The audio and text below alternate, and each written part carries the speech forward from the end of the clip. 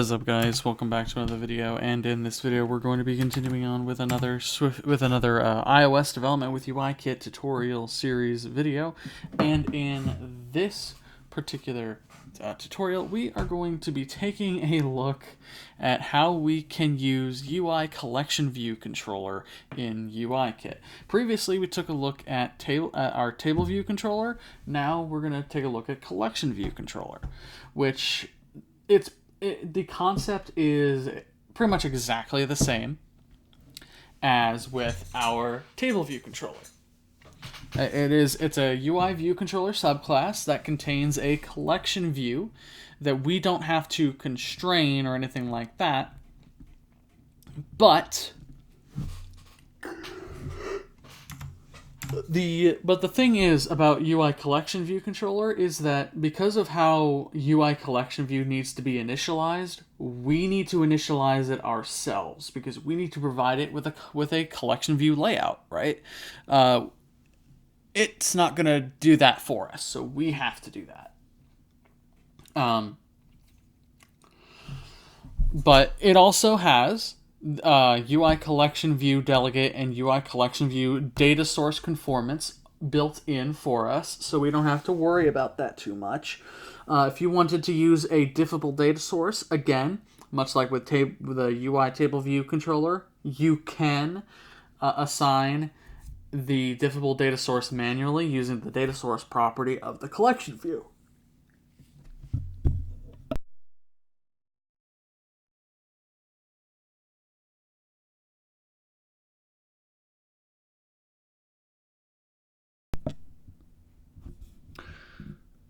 Alright, so what we're going to do is, instead of inheriting from UI view controller,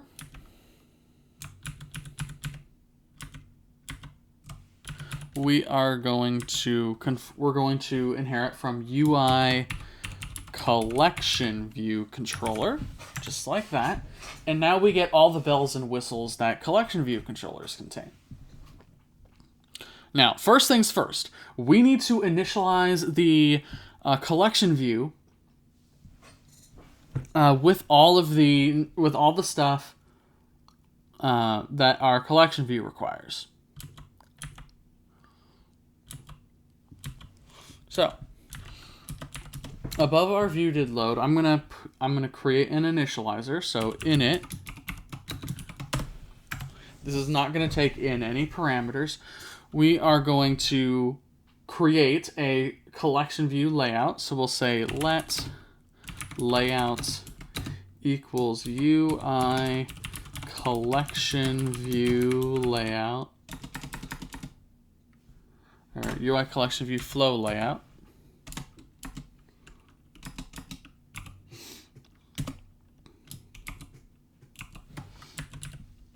And then we'll say layout dot scroll direction equals dot vertical, layout dot minimum line spacing equals 10, layout dot minimum inter item spacing equals 10,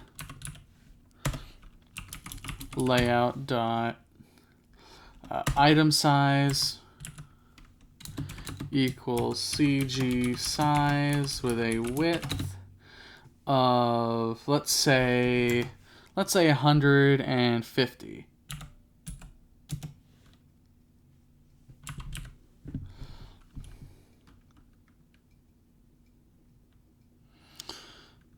You could make it smaller if you want.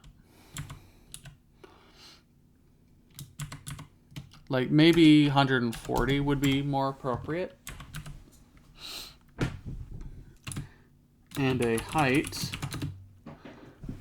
of, let's say the height will be, let's say 280.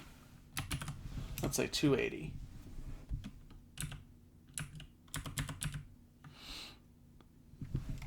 Now that we have our layout configured, we can say collection view equals UI collection view.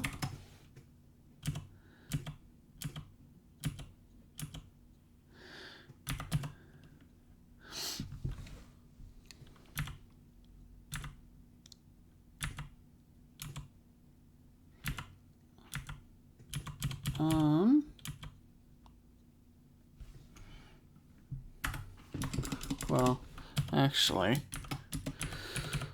at this point, we'll need to say super.init, and it will take in the collection view layout. So we will pass in layout, like that. All right. So now that we have that initialized, we need to include a required initializer for storyboards, but we're going to, of course, have our app crash if that initializer is used at all. So we'll say required init coder ns coder fatal error not supported. There we go. All right. Now that we have that done, we can implement all of our collection view methods.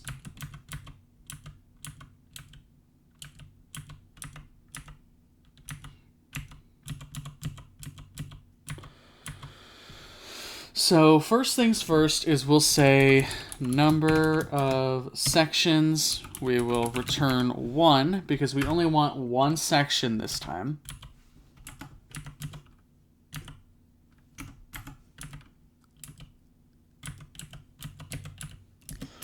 Then we will say number of items in section. It will be devices.count. So what we're going to be showing in this collection view is a bunch of SF symbols for different devices. So that's why it's called devices.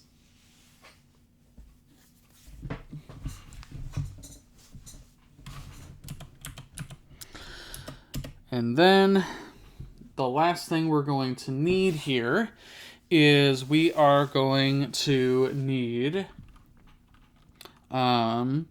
the item or cell for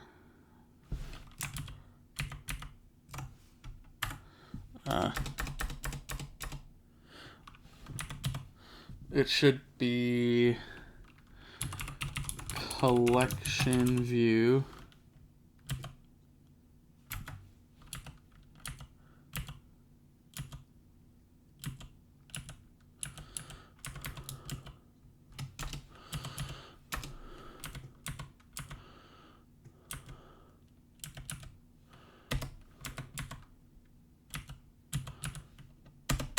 so we'll say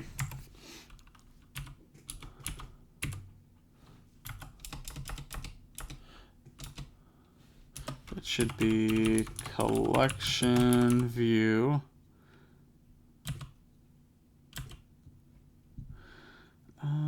not can edit item at. Nope. Cell for item at. That's the one we want. So cell for item at index path. And because we don't have to worry about sections, we can start off with creating our cell. So we can say guard let cell equals collection view dot DQ reusable cell with identifier device cell dot reuse identifier for index path,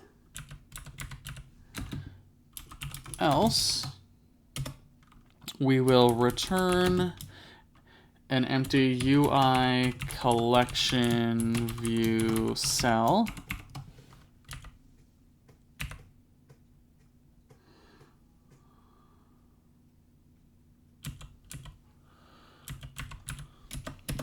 Then we'll say cell.set.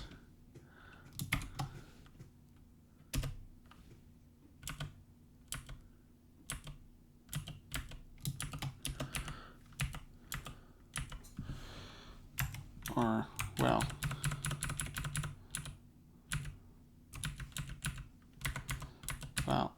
as device cell. I almost forgot to cast it to a device cell.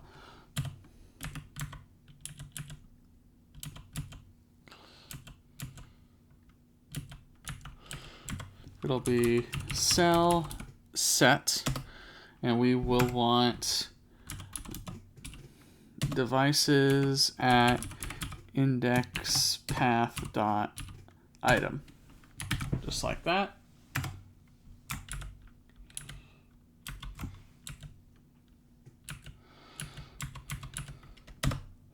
And we will return cell like that. All right.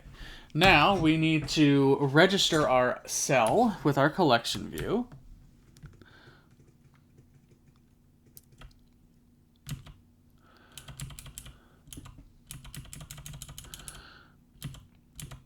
So we'll do this in ViewDidLoad. And we'll say collection view register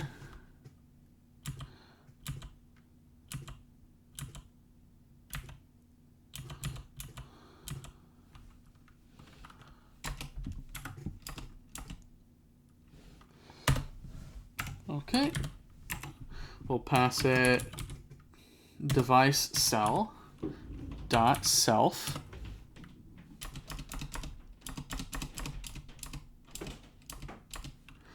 dot self, and then we'll pass it device cell dot reuse identifier.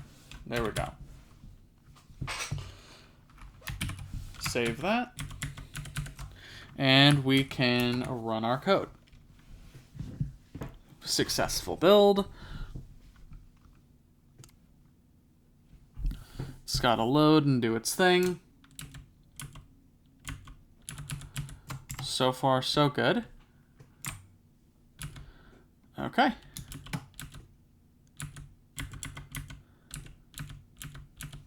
And you can see here is our collection view with all of our symbols inside of it.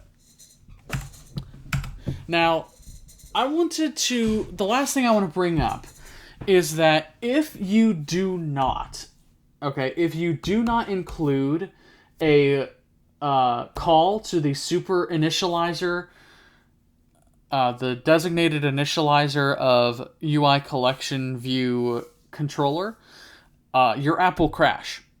Because you cannot, if you recall, you cannot create a collection view without a collection view layout. And in that initializer for CollectionViewController, it creates that collection view. So it needs that layout. And if it doesn't have it, it's going to crash. Right? So that's why we called that super init and passed it our collection view layout. So that pretty much does it for this video, guys, on how we can create UI collection view controllers and use them in our iOS apps. Thank you all so very much for watching, and we'll see you in the next video.